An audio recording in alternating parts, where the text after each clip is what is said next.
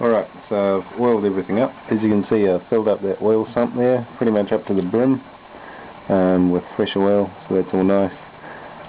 Put the oil over there, made sure that I got oil down in the journals here. Also over there, like just heaps, and just rub it on with your finger.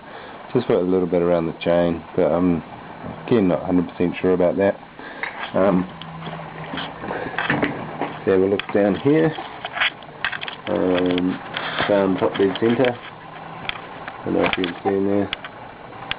But you can see a bit of a mark just on there, and it's lining up with the arrow on the outside there. So that's top dead centre. The journal's down, so that is on the compression stroke. Now I'm hoping like fuck that the chain didn't slip a tooth. Because I think what I've done, as you can see, that there is, you can see the pin just poking out here. That pin should be at 1 o'clock, right? Looks a little bit more like 2 o'clock to me. Also, hang on, I'll just find a little light again. There is, for fuck's sake. If you can see right there, there's a little hole. There should be one over this side as well. Except, of course, like all good things, it's covered up by that washer. So I may have put the washer on upside down, but I'm pretty damn sure that it needs to be holding this on. And I think when I took it apart, it was on the outlet stroke, so the lobes were actually facing up. So, but I've since turned it. Oh man, I'm getting confused. I just hope it works out now, but I'm pretty sure it will. Lobes are down. Yeah, I just hope I haven't done one half rotation, but I don't think I have.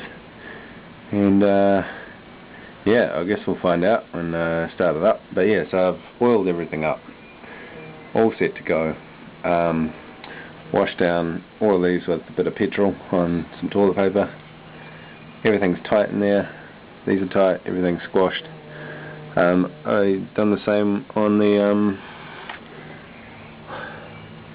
the top end, just gave it a wipe down and whatnot. So now I will use my handy dandy gasket crap and yeah, go right around here, smooth it out with my fingers a little bit, and chuck the head back on. And then I need to do some redo the timing on the valves, which is going to be a pain in the ass, but we'll get to that soon. Alright, so I've applied the gasket chip, as you can see. Now look, I've done it right beside the oil sump here. Not sure whether or not that's a good thing or a bad thing, but I guess we'll wait and see. So now I'm just going to go flatten it out with my finger, make sure it's all over there before it dries off. Whack the cylinder on, and we should be good to go. Alright, so what I've done is I've just really lightly tightened this bolt, that bolt, that bolt, and that bolt, so pretty much just in the four corners. So now I'm just going to get my rag, and you see how it all kind of like comes out. It's a good idea just to wipe it off now before it dries off, otherwise it's going to look like a pretty shitty sort of job, but it's already starting to dry. You can probably pick it off later once it dries actually, come to think of it. Yeah, so just wipe off all the major shit. I guess you could go around there with a craft knife or screwdriver or something and do the same sort of thing once it's actually dry. But give it a best go you can, like this. Yeah, so the next step after doing this is to tighten up all these bolts on the top. The right torque setting and in the right order. All got numbers on the top. I highly suggest to you, if you want to do this as well, like same sort of cam rebuild and whatnot, get yourself a manual. It's pretty much not possible without a manual. I wouldn't give it a go without a manual, and yeah. So what I'm going to do, tighten up all these bolts to the correct torque settings. Not forgetting these two that are hiding under the tappet covers. And then I'm going to have to readjust these. You can see just in here, that's your tappet adjusters. and you've got some on the front as well, or on the outlet ports. Because I've had my cam and my rockers resurfaced, they try and do them as well as possible, but there's no guarantees that the timing will be right or that the gap between the rockers and the springs are going to be right. So I'm going to have to set that with a feeler gauge, and it's a real pain in the ass getting in there, so hope it works out. Yeah, it should be right. I'll tighten up all these bolts and then I'll give that a go. Alrighty, so she's all tightened down, all done and dusted, all torqued up. I think my torque wrench is, how's that? Not that accurate, so yeah, I didn't quite take them all the way, and there's a few spots where I couldn't get it, so I just done it by hand. I don't think it matters too much. There's so many bolts in there and there's no pressure on it anyways. You just want to make that seal, and it looks like a little bit more goo squeezed out. But yeah, I'll go ahead and adjust the tappet spaces. Alrighty, so what we're going to do is we're going to adjust the timing and the tappet on the exhaust and on the intake, and to do that we need to be able to get the lobes pointing in the opposite direction so that they're not putting any pressure, so it's like the valve is not compressed. So what we need to do is we need to figure out how to get this off, and so what I've done is I've got a big washer, cut a piece out with an angle grinder, that fits in there quite nicely, and you can get that undone, so you don't need to go buy a ginormous flat head or a special tool or something like that. And it is really important that you once you get this off, that you use a 22mm socket wrench like this. What I done to begin with to find top dead center, because I didn't have a 22mm socket, is I used a pair of pliers just to find top dead center for when I was lining up the cams and stuff like that, and I've kind of like ruined my thread in here a little bit, so that's why it was that quite hard to get off. So yeah, I almost stuffed the bike with doing that, so it's really worth going to the shop, buying yourself a 22mm socket. Alrighty, so once we've done that, we can now begin to rotate it around.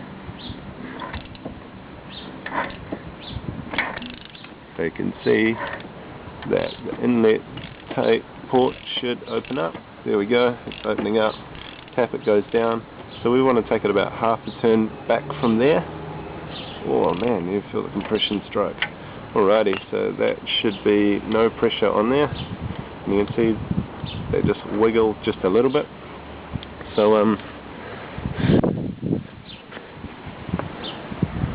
jump over this side so that you can see. So what we want to do is we want to get our feeler gauge. Like I said before, the intake side is 0.03mm gap, so it's sweet fuck all.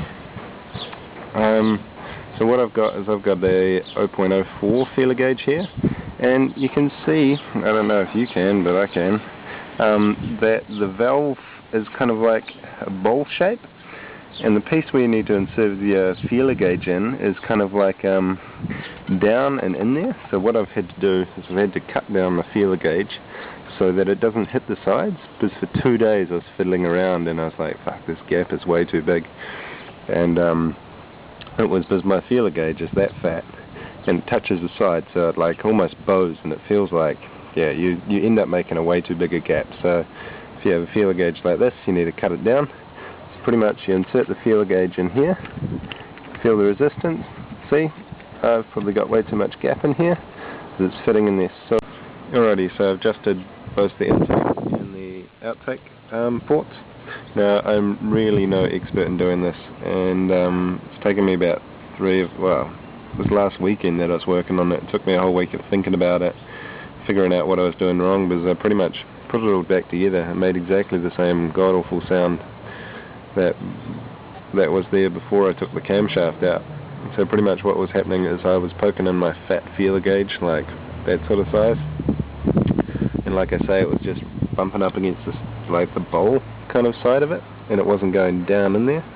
And so pretty much I just made the gap way too big, and that's that metal on metal sound that you can hear. It's these outlet ports, because they've got a bigger gap, or the tappet has got a bigger gap over the top of the valve. and so that was just going bang, bang, bang, and it sounded frickin' terrible. Also that affects your power output because it can't release the exhaust gases properly. So it's really important to take your time, find or make a feeler gauge that will fit in there without hitting the sides. And also, like, I've never done this before, but my rationale is that I go one size up from the lowest, put it in there, and if it's kind of a tight fit, or if I can feel some sort of resistance, then that's about the right size. You also want to be really careful when you tighten these nuts back up that doesn't spin, or that the center bolt doesn't spin. So you want to hold the square piece with a pair of pliers while you tighten it up, and then check it again with the feeler gauge, and then go backwards and forwards in between the two, and making sure that they're as similar as you can possibly get them. So I'd highly suggest take your time, be patient with it, and try and get it perfect, because you're going to stick the fuel tank and the seat back on, and yeah, it's going to be a pain in the ass to get to. So yeah, that's Tappet adjustments. Hopefully I've done it right, and hopefully this bike won't blow up. So I'm going to chuck everything back on and switch her on and see how she goes.